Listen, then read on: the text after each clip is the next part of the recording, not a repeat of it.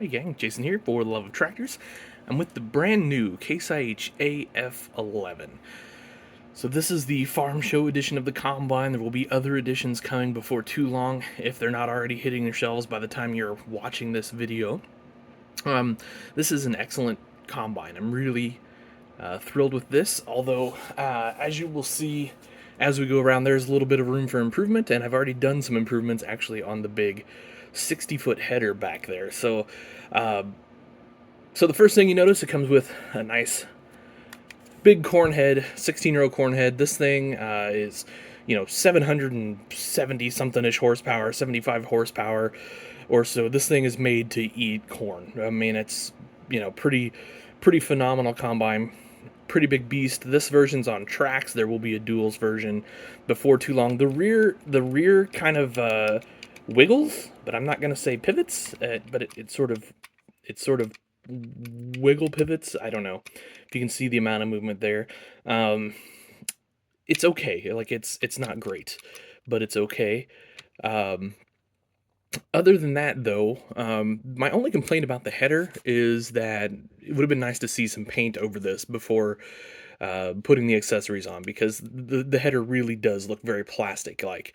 But it's pretty nice. It does have the painted tips. It's got your gathering chains are painted black, and then you do have your auger in here as well as your side augers. Now, there is no opening in the header to send your corn through to the feeder house, so that's kind of, I don't know, a little odd, an interesting omission, I guess, if you will. Now, it does come off and on pretty easy, though, so those are pretty loose. It's not like some of the old headers where you really had to give it a good pull. It just kind of slides off and on. Looking around to the back side, we do have our shaft detail for our kind of PTO shafts there, and there's a little other detail along the back side, as well as the flashers. And then you have kind of your screen here to sort of block things coming up on the feeder house. I'm kind of curious to see if that works. I know, like, for example, on our John Deere, doesn't really do anything. I do apologize if you can hear our dehumidifier running in the background. So when we got home from the national show, we came home to a flooded workshop mess. So yeah, it's been a challenging week getting things together and fixed and dried and all of that. And that part of that is that dehumidifier is just going to be running for a long time, I'm afraid. Anyway, back to the combine. So the feeder house does raise and lower. It's kind of, and I think you can see it there in the video, it kind of snaps up and snaps down. It's not a smooth movement necessarily, and I'm not saying that's a bad thing. In fact, it's probably not, because it will stay in that up position very easily, even with the big headers on there.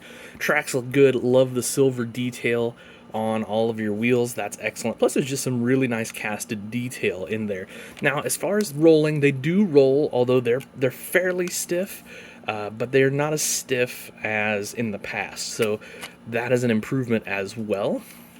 Then you've got flashers. This flasher beacon will move in and out for, transport. If you're on a lowboy, or I guess if you just want it in for the field work, although I doubt you'd really take the time to do that. We do get a fire extinguisher over here on the ladder, so that's really nice. And then if you can see there, up under the cab, you do have two lights and the axle flow decal. Now up here we also have our work lights on the cab, as well as our Case IH logo right there, and we've got our beacons, lights, and mirrors all up around here. Now the feeder house does have a feeder house opening, and you can kind of see your detail in there with all that, so that's not bad. Looks pretty decent with the head off.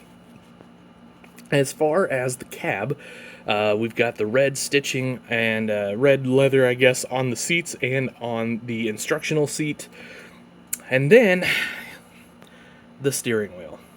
Again, not a real steering wheel. It's a flat disc steering wheel. This is a rather expensive combine.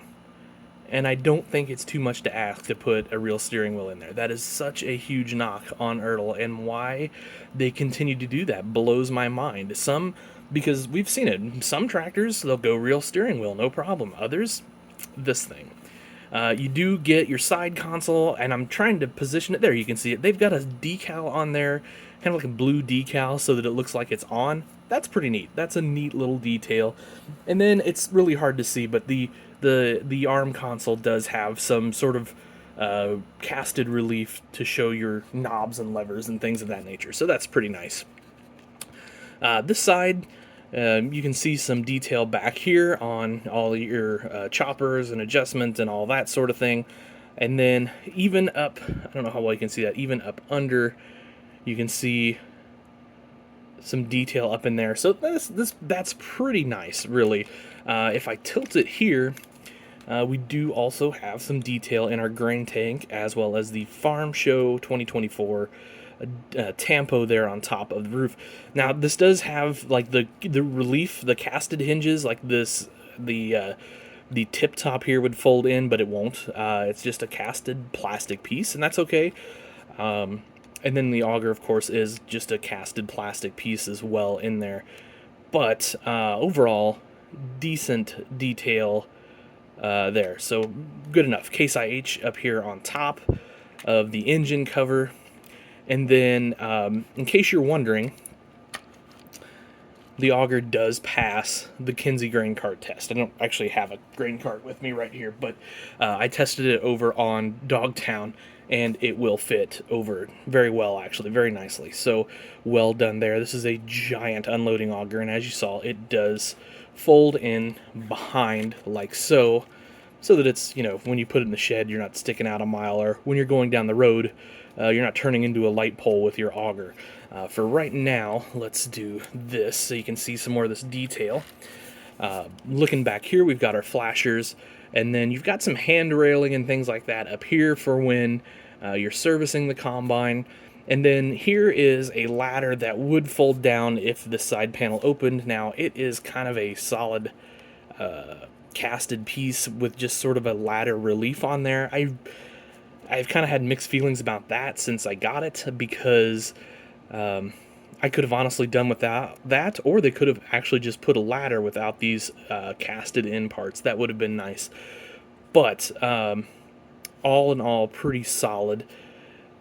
And like I said, you've got all sorts of detail up here around the backside of the engine as well. One thing I've noticed, and this matte black, this area here, paint is not great on it, so there's a lot of red coming through in spots. I don't know how well that shows up on camera. And then I think if you probably hit that hard enough with your fingernail or something like that, I think you could probably scuff that pretty good. So that's a little disappointing, especially for a combine that's, you know, costing, you know, 55, 60, 65 bucks, whatever these are going for these days. Looking underneath, so this is what I was saying. It does pivot. You kind of got to almost like pull out to pivot, but it does pivot.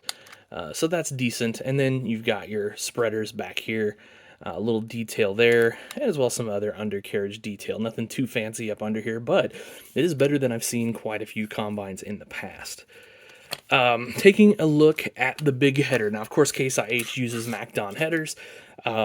This I've worked on already, and I probably shouldn't have. I probably should have waited until I did this video, because this is all red, except for your reel that is black. But literally the entire inside of this header is red. There's none of this silver, none of this black, and I think that's a huge missed opportunity there. So actually what I did is customized it. I went in, I took these off. They come off super easy, painted all of the belts black, and then I painted this back shielding the silver color that it would be. That way it just kind of gives it some detail, looks a little better, I think, than just your plain Jane header here. I also painted over all of your reel here, just to give it a less plastic look. I do have a little bit of other things I want to do to this to dress it up, but that's for another day. Obviously this back needs red paint, things like that. So it's neat that we get this nice big header, and it is a decent header, but again, it's for the price range we're getting, this combine in. I expected a little bit more out of this header, so just a little disappointed there. But all in all, this is one fantastic combine. I really like it a lot. I've been debating. I really hate to be one that when I get a new combine, new tractor, or whatever, it goes right on my display. I feel like that's to some point a little bit unrealistic, except for the biggest of farms. However, two of Dogtown's three combines are actually getting pretty long in the tooth, and it would make sense.